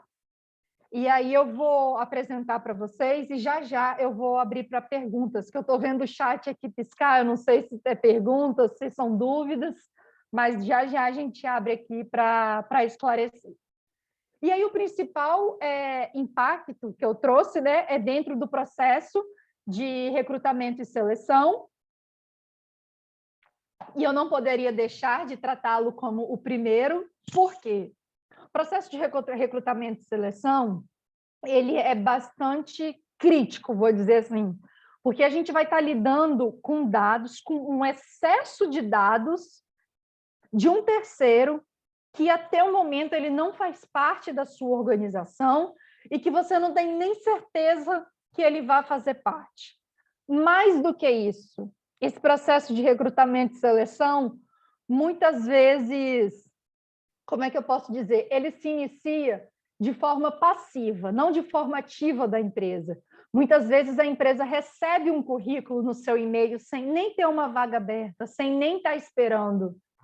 E mesmo assim a empresa ela se torna responsável por esse dado. Então, no geral, o processo de recrutamento e seleção ele é bem crítico. Então, precisa ter muitos detalhes, muita atenção, né? Atenção aos detalhes, a quais são as informações que vocês exigem nos currículos, nesses sites de aplicação de vagas, no site de vocês. Então, ter muito cuidado. Olhar se vocês não estão pedindo, nesse primeiro momento, informações sensíveis. E aí é muito importante. Tem lugares que eu sei que solicitam a foto do candidato. E, às vezes, vou dizer assim, solicita de forma velada. Ela não pede que ele coloque no currículo, mas no cadastro que ele faz no site, pede a foto dele. Então, querendo ou não, isso é um dado sensível. A foto daquela pessoa desculpa, gente, é um dado sensível. Através daquela foto, você está vendo, muitas vezes, a origem racial daquela pessoa, a origem étnica, né? A cor daquela pessoa, a raça, enfim. Muitas vezes você consegue até identificar dados referentes à saúde, se ela é portadora de alguma necessidade, de alguma deficiência, se ela... alguma informação até mesmo sobre a orientação sexual daquela pessoa. Então, é importante ter cuidado. Então, cuidado nas informações que são exigidas de forma explícitas e nas informações que são exigidas de forma velada. E a partir do momento que você tem certeza que aquele candidato não vai ser escolhido para aquela vaga, você já precisa pensar num processo de eliminação desse currículo. É claro que muitas empresas buscam montar um banco de currículos, né, para numa futura vaga. Giovaneide, você está com a mão levantada? Quer fazer algum comentário? Pode fazer. Ah, beleza, obrigada. Muitas vezes, né, você cria um banco de dados de currículo e, ok, ter esse banco de dados, mas esse banco de dados de currículo, ele precisa estar armazenado de uma forma extremamente segura, ele precisa ter um backup, e ele precisa ter um prazo de validade, ele precisa ter um prazo de retenção determinado. Então, eu acredito que as experiências das pessoas em 6 meses, em 1 ano, muda muito. Então, aquele currículo se torna obsoleto. Então, eu acho assim que um banco de dados de currículo não precisa durar mais de 6 meses, 1 ano, no máximo, máximo. Porque aquele currículo que está parado há 1 ano não te atende mais para a sua vaga. Você vai querer buscar, né? Currículos novos. Hoje eu falo assim, as qualificações estão tão avançadas, são inúmeros cursos, né, que a gente faz diariamente, o fácil acesso à tecnologia, a cursos online, então um currículo ele se torna obsoleto muito fácil. Então, se fosse sugestão, é não armazenar por mais de 6 meses esse banco de dados. E aqueles que não têm o perfil da empresa mesmo, desde já, formalizar um processo de descarte, de eliminação. Outro ponto bem crítico é a batida de ponto. Até um tempo atrás, né, essa batida de ponto, vou dizer, era feita aí de forma manual, às vezes, né, em folha, algumas maquininhas de ponto, vou dizer, menos tecnológicas. Hoje a gente já tem autorização, as regras estabelecidas pelo TRT para batida de ponto. Hoje a gente já vê os softwares bem modernos, né? Através da biometria, né? Através do dado. Alguns têm até a captura da íris, né? O reconhecimento facial. Então, tem que ter muito cuidado, na hora de contratar a empresa que vai prestar esse serviço para vocês. Então, ter a certeza que essa empresa está adequada à legislação, que ela possui um armazenamento extremamente seguro dessas informações, porque nós estamos falando aí de dados sensíveis, né? Dados extremamente sensíveis. Esse também, né, a gente fala que a biometria, esse controle de ponto, talvez ele vai muito além do que registrar a jornada daquele funcionário. Ele também pode ser utilizado para evitar fraudes, né? Para você ter a certeza que é o seu funcionário mesmo que está indo lá, que não está indo um terceiro. E aí eu vou dar uma situação até engraçada, inusitada, aqui no meu prédio. Nós temos porteiros aqui no prédio, eles, vou dizer, né? Eles não batem ponto biometria, né? Eles só registram o ponto mesmo. E num belo dia, sem avisar ao síndico, sem avisar a administração do condomínio, um funcionário, um porteiro, uma colaboradora, ela não ia vir trabalhar porque ela tinha algum compromisso e ela ia mandar um terceiro no lugar dela, sem avisar, sem nada, para cobrir a jornada dela aqui. Então, a gente olha também, né, que essa biometria, essa utilização desses softwares mais modernos, também ajudam a empresa a impedir essas fraudes, né, que outros entrem dentro da empresa, que rodem dentro da empresa. Então, pode sim utilizar essa ferramenta, nós temos bases legais adequadas para isso, certo? Mas é importante que essa empresa que preste esse serviço esteja adequada, que tenha um armazenamento seguro e que isso só use para aquilo que foi coletado. Se o objetivo da sua empresa é só registrar a jornada, que só seja utilizado para isso. Se é utilizado para evitar fraude e registrar a jornada, que seja utilizado só para isso e que o titular desse dado tenha ciência. Outro ponto muito importante é o uso de crachá. Hoje, né, nas empresas de porte maior, né, de grande porte, é muito comum os funcionários utilizarem crachá. Por quê? Até para identificar, né, quem são os funcionários, você conseguir chamar as pessoas pelo nome, vocês se reconhecerem, saber de qual setor aquela empresa é. Muitas vezes o acesso à empresa se dá através de crachá, mas a gente precisa ter cuidado que muitos crachás, eles trazem dados pessoais, e alguns trazem, inclusive, dados pessoais sensíveis, que é a foto, alguns traz até o tipo sanguíneo, né? Traz ali se ele é O positivo, A negativo, AB. Então, tem que ter muito cuidado. E não estou dizendo que é proibido ter essas informações, mas precisa ter cuidado. Precisa assegurar aonde esses crachás estão sendo feitos, precisa ter um sistema, em caso desse cartão se perder, desse crachá se perder, a empresa precisa ter uma política de como proceder, né? Ou num eventual descarte desse cartão, quando muda o logo da empresa, quando o funcionário quer mudar a foto, como que é feito o descarte desse cartão. Então, precisa ter esse cuidado. Então, vamos lá passar. Então, outro ponto é o controle dos termos de autorização. Então, esse é um ponto que as empresas precisam ter cuidado, as empresas precisam armazenar todos os termos, contratos que são assinados por seus colaboradores e por terceiros que prestam serviços. Isso é um ponto extremamente importante.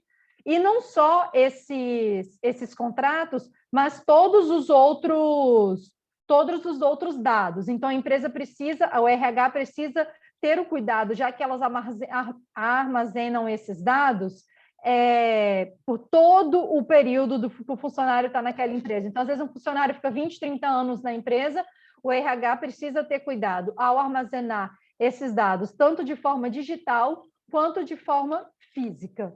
Então, bem rápido aqui, passando nessas dicas da LGPD, então as empresas precisam realizar um mapeamento dessas áreas, que é feito no projeto de adequação, precisa identificar, né, como esses dados são tratados e armazenados, estabelecer níveis de acesso aos dados, realizar treinamentos, certificar que os parceiros estão em conformidade com a lei e, por fim, utilizar softwares homologados e de acordo com a legislação. Eu vou já olhar as perguntas, mas antes eu vou passar a palavra para o Caio e dizer também que eu vou passar esse material para outros associados que não puderam participar, porque no material tem outras informações que a gente não conseguiu passar aqui com tanta profundidade. Então, Caio, vou te passar a palavra. Ei, Laís, desculpa, eu estava com o microfone travado. Tem como abrir a questão da tecnologia?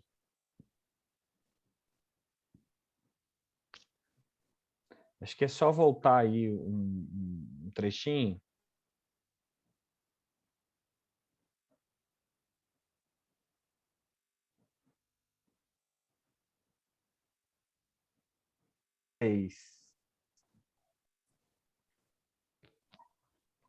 Apareceu para vocês a parte da tecnologia? Sim, apareceu, Laís. Hein, Laís, Perfeito. volta naquele esquema que você estava no 26 e depois a gente a parte da tecnologia, onde você fala armazenar. Volta um aí.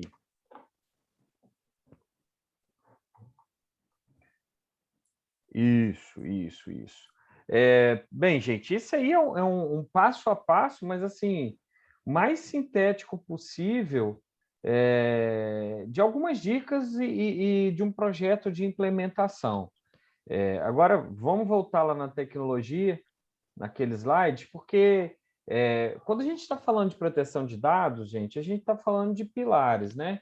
Proteção de dado é a responsabilidade que você tem de tratar adequadamente os dados dentro de uma empresa, e o que eu chamo de tratamento é tudo, né? Mas também a responsabilidade que você tem de preservar a segurança desses dados, né? E aonde que esses fatores eles se tocam, né?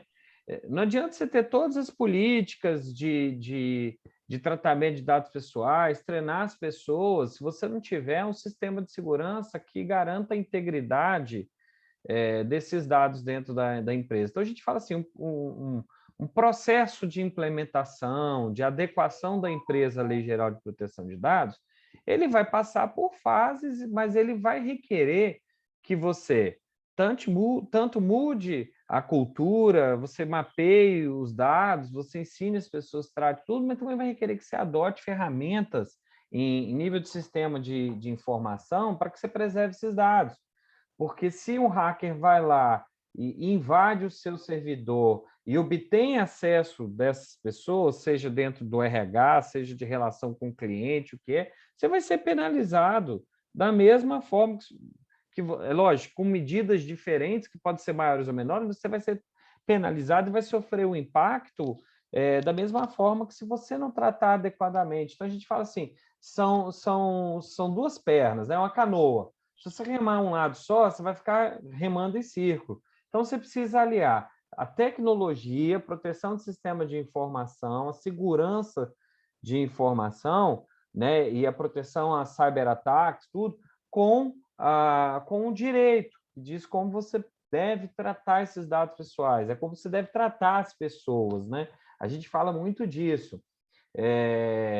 E aí, o que a gente deixa assim, para vocês, talvez, de legado também desse encontro de hoje, é que, e aí falando um pouquinho de implementação do projeto de adequação da empresa. Primeiro que é um projeto vivo, porque ele passa sempre por atualização de cultura, de treinamento. Segundo, ele é um projeto de processos, você desenha fluxos, você estabelece processos, você vai entender esse processo. E é um projeto que você traz também ferramentas e um pensar de proteção do seu sistema de informação, né? Não é somente o tratamento de dados em si, mas é a proteção desses dados. Porque a lei ela fala o seguinte, olha, ainda que você possa utilizar esses dados e eu te dê permissão legal para isso, você se torna, como diz o Pequeno Príncipe, eternamente responsável por aquilo que você cativa. E aí, o que você está cativando são os dados das pessoas, você fica responsável por isso também, né? Então, assim, acho que a primeira etapa desse processo de adequação, acho que a Laís não trouxe nenhum slide que mostra isso nesse momento, mas a gente pode mandar isso para vocês depois. Mas a primeira etapa que a gente faz dentro das empresas cara, você precisa mesmo ter os dados aí nesse lugar? Ou seja, para que você precisa desses dados? É fazer uma limpeza, porque quanto mais dados você tem, maior é a sua responsabilidade. E além do que, quanto mais dados você tem, maior é o seu custo financeiro para proteger esses dados, que às vezes você não vai utilizar para nada, né? Banco enriquecido de dados que foi comprado no passado. Cara, se você tiver um legítimo interesse, vamos imaginar que você já utilizou esses dados, as pessoas validaram, ok. Mas se não for um caso desse, você vai ter muita dificuldade para amparar a legalidade de utilizar um banco e começar a enviar mensagem para as pessoas sem ter tido em contato com essa pessoa, sem ter autorização lá na raiz de quando ela permitiu utilizar. E no RH, gente, o que a gente mais detecta é guardar currículo das pessoas. Se a autorização vai receber o currículo, vai receber a informação do LinkedIn, você tem que ter o disclaimer para poder dizer o que você vai fazer com isso, quanto tempo você vai guardar, talvez a autorização da pessoa para manter esses dados no seu banco de dados. Então, assim, é uma mudança que ela é uma mudança cultural. A gente tem feito isso com várias empresas, a gente já concluiu vários projetos hoje aqui no Estado, inclusive fora do estado também, a gente tem projeto com o INEP, a gente tem projeto aqui que a gente concluiu da Adicos, enfim. Então, a gente está vendo que isso é um sistema vivo, você implanta cultura, né? Você depois vai ter provavelmente um DPO as a Service, que é uma pessoa provavelmente terceirizada, tem empresa que tem internamente, mas o ideal é que seja a pessoa que tenha um pouco de autonomia, né? Que vai ser o comunicador com as agências, com a agência que regula, né? A parte de privacidade de dados, enfim, você vai ter algo que sempre vai precisar ser renovado e você vai ter algo que é vivo, que muda o tempo inteiro, como o RH muda, né? A gente, há alguma década atrás, a gente não tinha diversas preocupações e diversas atenções e cuidados, enfim, que a gente hoje precisa ter, porque a sociedade demanda isso, né? Políticas inclusivas, diversidade, etc. E a mesma coisa, a proteção de dados vem para isso também, né? Vem como uma mudança social que a gente precisa tomar outras atitudes. E, por fim, já adianto para vocês que a gente, periodicamente, está fazendo um curso, né, presencial dentro dos protocolos, né, do que a gente pode fazer, onde a gente leva o conhecimento e certifica pessoas para atuarem dentro das empresas, para serem pelo menos facilitadores disso, né, que são os cursos que a gente tem acreditação pela Equizim, tem uma autorização para isso, uma carta, etc. A gente também se coloca à disposição para fazer as certificações dentro da própria BRH, se vocês desejarem, a gente pode pensar numa parceria para isso, e a gente também pode visitar a sua empresa, fazer uma palestra, explicar o que é, independente de custo financeiro, porque a gente não enxerga que a LGPD seja uma lei que está trazendo só obrigação e trazendo coisa ruim. A gente enxerga que a LGPD ela veio para trazer um pouco mais de ética, sabe, no nosso mundo. Ela tem uma finalidade, então, ao nosso ver, é uma vantagem competitiva e não um problema. Mas é lógico, ela é uma lei que ou você vai pelo amor ou você vai pela dor. Mas em algum dos caminhos você vai ter que seguir e de certa forma, você vai precisar entender um pouco disso e as empresas vão precisar aplicar. Tá bom? Pode falar. Estou Laís, encerrando aqui, já fala. Os nossos imensos agradecimentos. Assim, vocês são sempre super atenciosos, esclarecedores. Eu tenho aqui até pedir aqui, tá? No chat para as pessoas, né? E aí, quem quiser abrir a câmera, pode abrir para que a gente possa estender aqui mais 10, 15 minutos para a gente poder fazer um pouco mais de perguntas. A vontade é de continuar, tá, Caio? Ouvindo você e a Laís, porque o assunto é polêmico e ainda é muito novo, né? Por mais que a sua legislação seja de 2018, com implementação para 2020, mas ainda é muito obscuro para muitas pessoas e muitas organizações. Eu quero aqui eu vou começar a colocar uma sementinha aqui, Caio.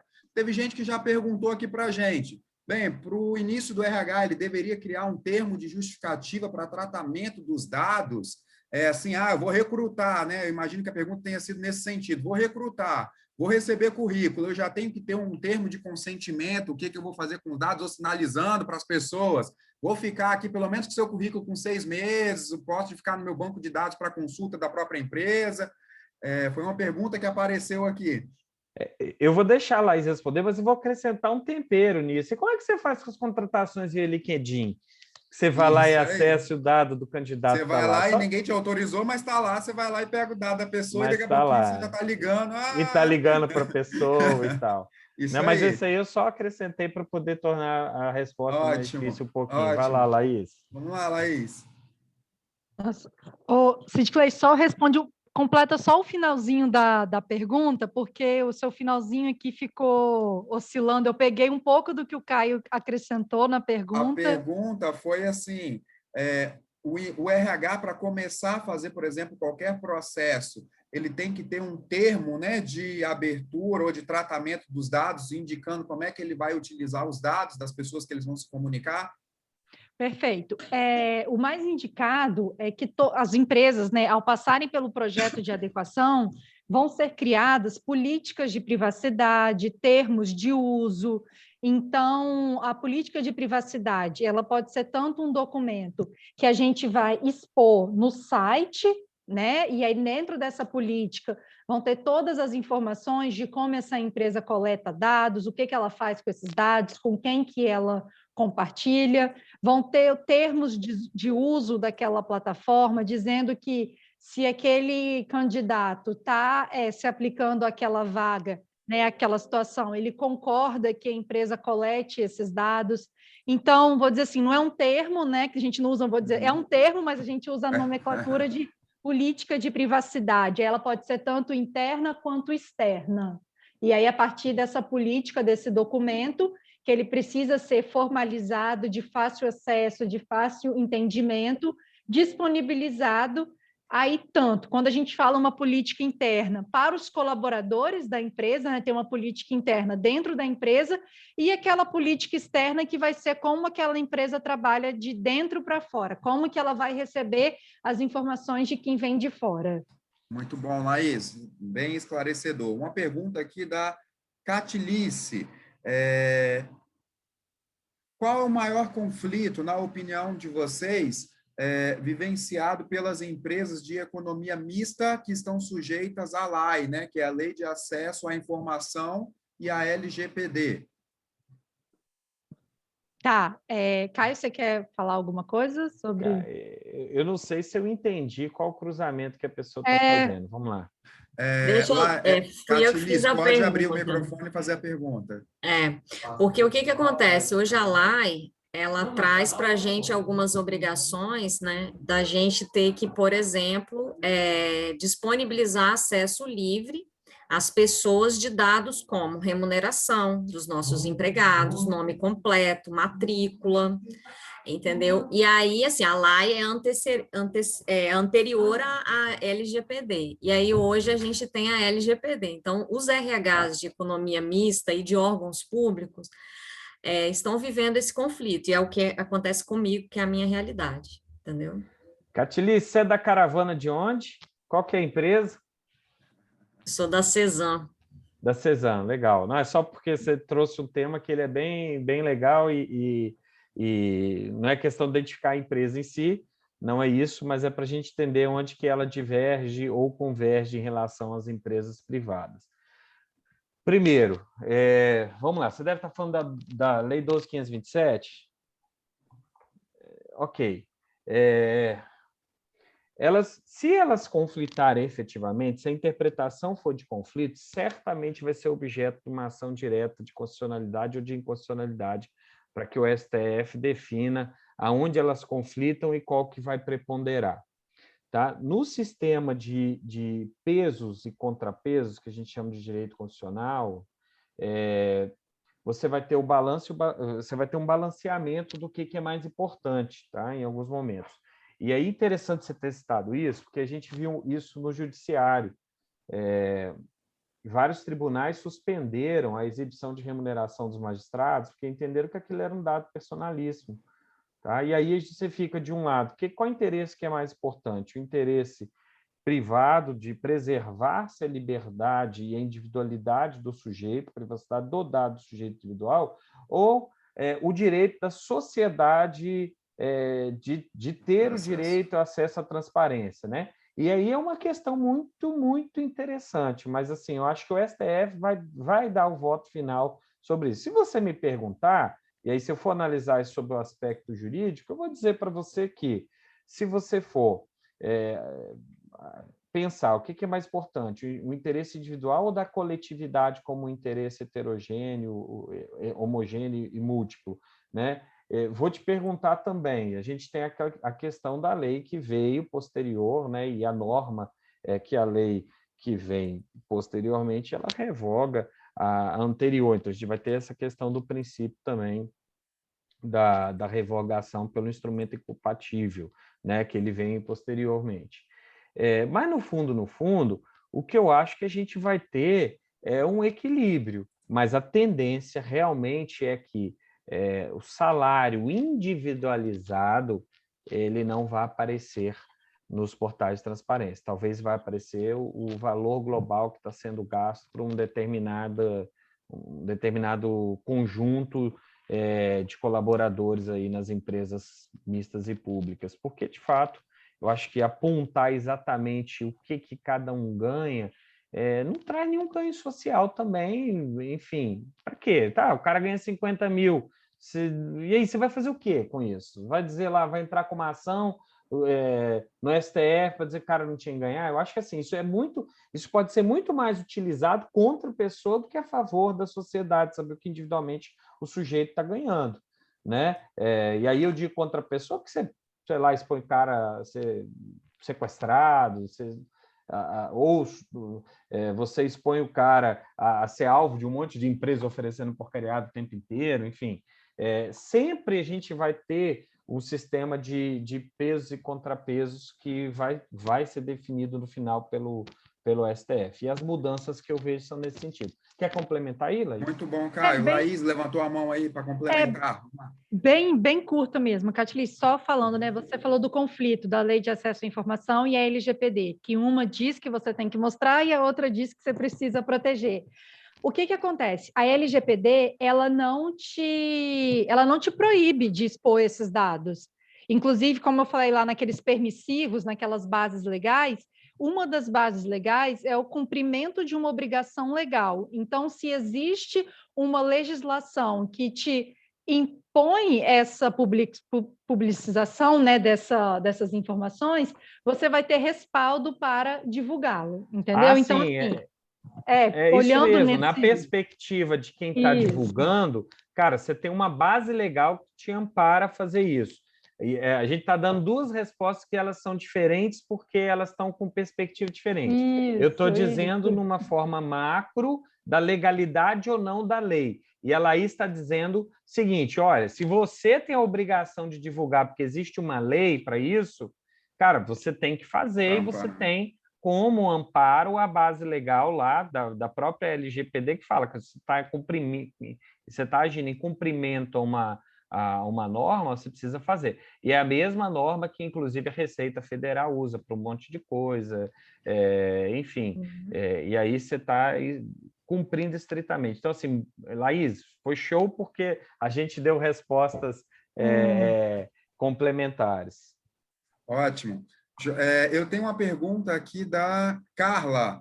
Ela pergunta assim, como é que funciona, né, a LGPD em relação aos nossos fornecedores de benefícios ao RH, principalmente quanto aquelas informações que eles pedem lá para fazer adesões aos benefícios, a tudo isso. Acho que ela aí já até respondeu um pouco, né, no início aí com a pergunta anterior, mas não sei se quer complementar, Laís. Isso que eu ia falar, pegando até gancho na última pergunta, a legislação LGPD, ela te dá esse respaldo para você compartilhar essas informações. Então, a gente precisa entender qual que é esse fornecedor de benefício.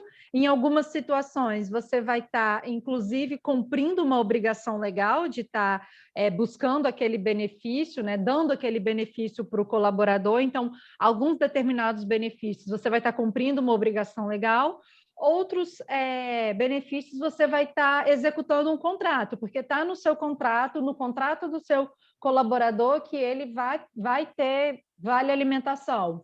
Então, para formalizar esse contrato, para dar sequência a esse contrato, você precisa fazer esse compartilhamento.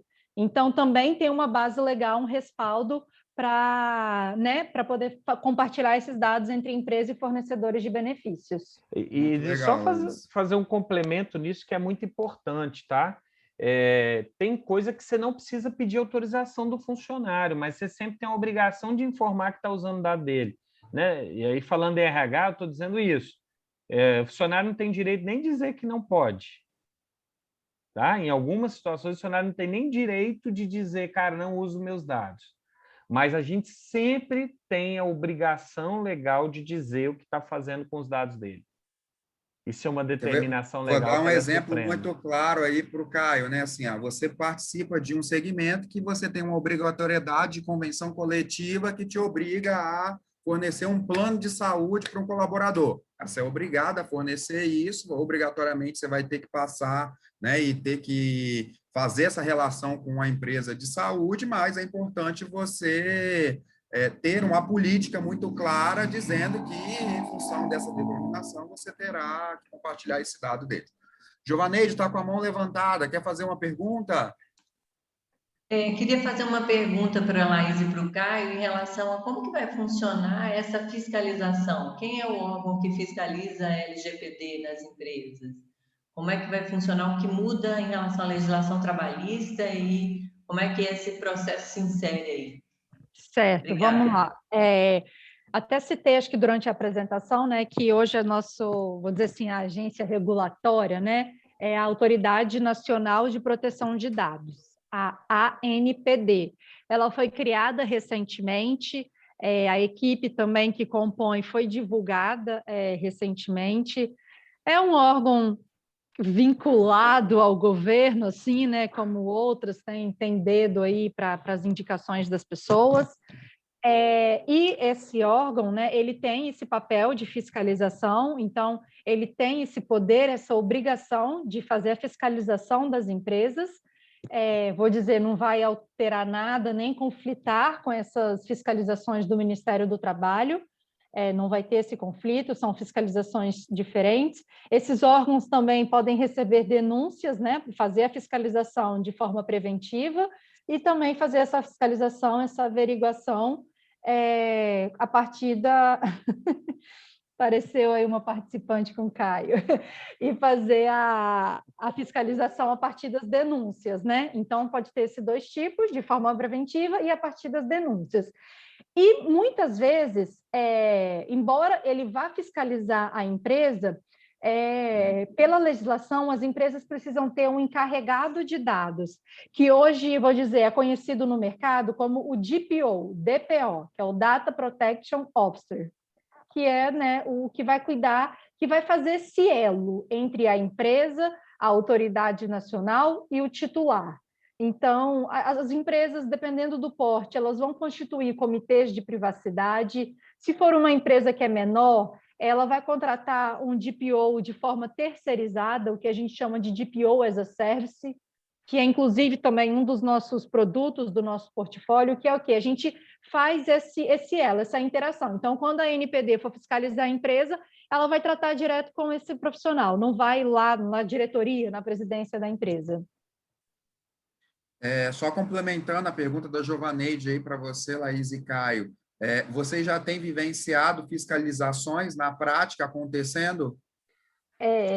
Deixa eu só falar, assim, sim, fiscalizações têm acontecido, como eu falei, foi muito recente a instituição, né, a composição desse órgão, mas ele já vem assim, trabalhando e apresentando trabalhos, eles têm acompanhado, investigado até esse mega vazamento que teve recente, né, desses 200 e tantos milhões de CPFs, mas o que aconteceu? Nessa longa história de vigência da LGPD, se entra em vigência em 2018, 2019, em 2020, acabou que quando bateu o martelo da vigência, em 18 de setembro de 2020, ficou também acordado que as sanções só seriam aplicadas, as sanções administrativas só seriam aplicadas a partir de agosto desse ano.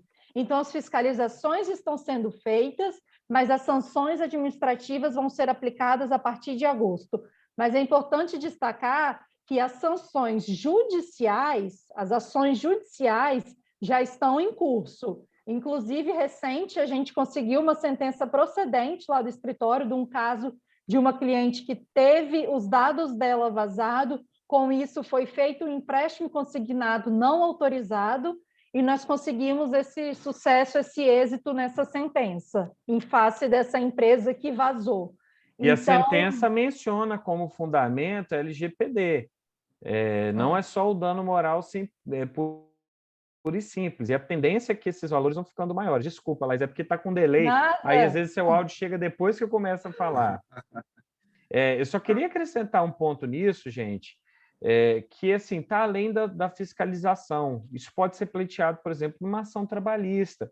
Sindicato, inclusive, tem a legitimidade para entrar com ação coletiva. Ministério Público tem legitimidade, tem interesse jurídico para entrar com ação civil pública contra as empresas a respeito desse tema.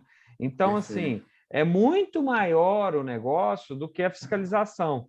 Embora a fiscalização e a multa aplicada seja altíssima, mas isso tem um desencadear para várias situações. A gente tem um projeto aí com uma empresa, não vou falar nesse momento porque eu não tenho autorização dela, mas é uma empresa gigantesca, e ela, por exemplo, a gente está prestando tanto assessoria para o projeto de adequação, mas ela já visualizando que ela pode ter diversos problemas, ela contratou um pacote da nossa assessoria para a parte também de direito digital e para preparar a empresa para evitar ou diminuir ou reduzir a potencialidade desse passivo, que vai ser imenso. A gente está num mercado onde a gente tem, assim, proporcionalmente, um dos maiores números do mundo de advogado por pessoa. E eu falo advogado pessoa separando as duas coisas, tá, gente? Desculpa, eu sou advogado, posso fazer piada, né? Mas, assim, a gente tem um número de advogados absurdo, um mercado absurdo de faculdades, de advogado, formando gente chegando todo momento. E, cara, esse pessoal vai precisar comer, né? Vai precisar... Daqui a pouquinho isso virou uma oportunidade de trabalho, né? Porque é uma brecha e as pessoas vão começar a ir atrás de empresas que não estão fazendo as suas proteções. Aliás, já estão fazendo. Já estão, gente, né? Já estão fazendo. Tem startups se especializando em... Você paga lá R$200, ela faz uma caça de todas as empresas que potencialmente podem estar utilizando seus dados e te entrega uma relação. Perdão, é R$19,90. Tá? E ele te entrega uma relação com 200 empresas que estão utilizando seus dados, e se você quiser, já compra de você o direito de entrar com a ação, e a OAB está caindo em cima disso, ou seja, tem um back-office aqui acontecendo, onde, desculpa o termo, mas o pau está quebrando. Então, a gente precisa entender, né? Eu acho que a gente como e aí eu vou me colocar nisso, né? A gente como participante disso, né? Estando dentro dos RHs, gestão de gente como empreendedor, a gente como cidadão, a gente está precisando entender o que pode acontecer e a gente está precisando se situar nisso. Bem, Caio e Laís, gostaria de ficar aqui muito mais tempo e tirar muito mais dúvidas. Agradecimento imenso a vocês pela disponibilidade de estar aqui conosco. Eu acho que a Laís também já respondeu, na última pergunta aqui já falou, né, se o DPO pode ser empregado da empresa. A lei já disse que sim, ele pode ser tanto interno quanto externo, não é isso, Laís? Desde que ele tenha a formação específica para tal. Aí só cuidado para não ter conflitos. Tem, tipo, gerente de TI tem conflito para ser um DPO, não pode. Então, pode ser interno, mas precisa fazer essa análise que não pode ser conflitante. Agradecimentos aí também ao Felipe, né, que complementou aí a fala do Caio, né, também, né, que isso extrapola a esfera de simplesmente esperar ser fiscalizado, né? qualquer pessoa física pode se sentir no direito de ser lesado e entrar com uma ação e pedir um dano moral, enfim, pelos seus dados, que é o que já tem acontecido aí. Bem, mais uma vez, agradecimentos especiais a Caio e a Laís. Caio, quer fazer suas considerações finais? Laís? Ô, Cid Clay, consideração final, não sei nem se eu me atrevo a fazer com a Laís falando, mas eu queria dizer aqui que o Felipe Lima, ele respondeu aqui também, ele faz parte da nossa equipe digital, também tem as certificações da Exim. Cara, um cara assim, fenomenal para poder dar treinamento, curso, e hoje a gente, eu considero que a gente tem uma das maiores equipes aí já voltadas para LGPD, um número bem consistente de projetos concluídos de adequação, e assim, eu tenho muito orgulho da equipe que a gente tem lá, sabe? A gente tem a Clara, tem o Felipe, tem a Laís, aí tem o Rodolfo que também ajuda com a parte de contencioso, eu quero colocar já de antemão, né, à disposição de todos, como eu disse, a gente faz um trabalho que eu acho que é um pouco da nossa missão, de visitar as empresas e fazer palestra lá dentro, sem custo, enfim, na parceria, óbvio que no futuro, se lembra da gente, né, por favor, mas a gente está aí sempre disponível, a gente se sente no papel e no dever de permear a sociedade, os integrantes, os atores desse cenário aí, com o conhecimento que a gente pôde adquirir. Tá bom? Então, deixa aí encerrada a fala. Obrigado, Caio. Obrigado, Laís, mais uma vez. Pedindo ainda, antes de fazermos aqui os nossos encerramentos, para que todos que possam aí também responder ao nosso formulário, né, de avaliação de satisfação, aí, de pesquisa de satisfação do nosso evento, que isso é importantíssimo para continuarmos fazendo eventos cada vez melhores.